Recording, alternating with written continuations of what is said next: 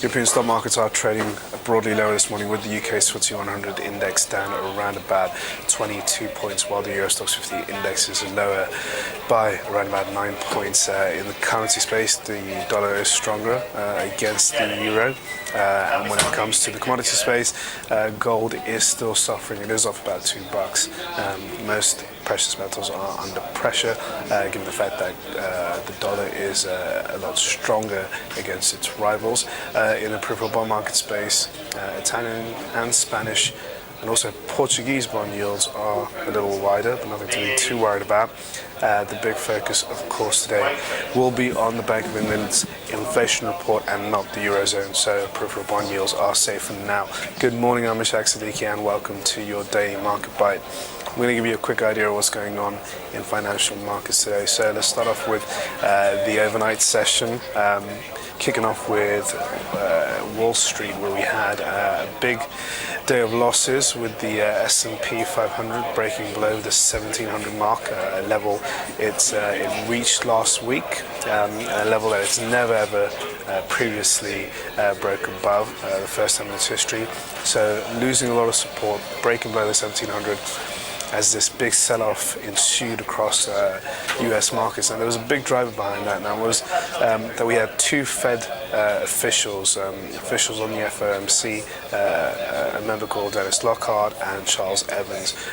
Both, especially Charles Evans, was particularly known to be very dovish on central bank policies. But this time around, both, including Mr. Evans, did suggest that the US central bank, the Federal Reserve, will perhaps look at cutting down the size of quantitative easing as early as September.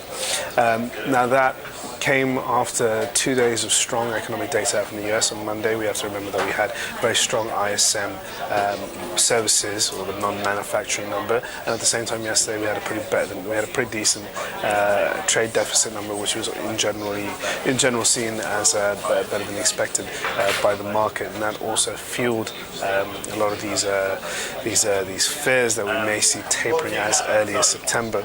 So that drove a lot of the losses in the US market, and it set the tone for a very weak session in Asia. And we have to remember, in Asia, the big thing with the Asian market, and when it comes to Federal Reserve money, they've been one of the biggest beneficiaries of easy Fed cash over the past few years. So the reduction of liquidity in the Asian market is something that worries a lot of the Asian players. So we saw a big sell-off there. And that was also hampered by the fact that the yen rose very sharply, adding a lot of downside pressure on Japan's Nikkei index, as there's an inverse relationship.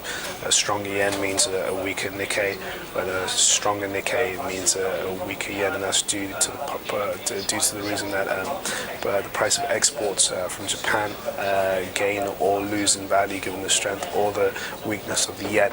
Now, getting into the European session, it's quite subdued. There is a lot going on in the corporate space, but the real big attention, of course, will be not so much on the Eurozone, but the Bank of England's inflation report, which will be a big test for Mr. Carney, the new governor of the Bank of England. Now, some in recent days have called for monetary tightening, so interest rates to be hiked up. Now, the reason for that is because we've generally seen a pretty decent turn coming out from UK economic data, and we suspect that Mr. Carney will hint at the monetary policy going forward, at the general improvement in conditions in the UK.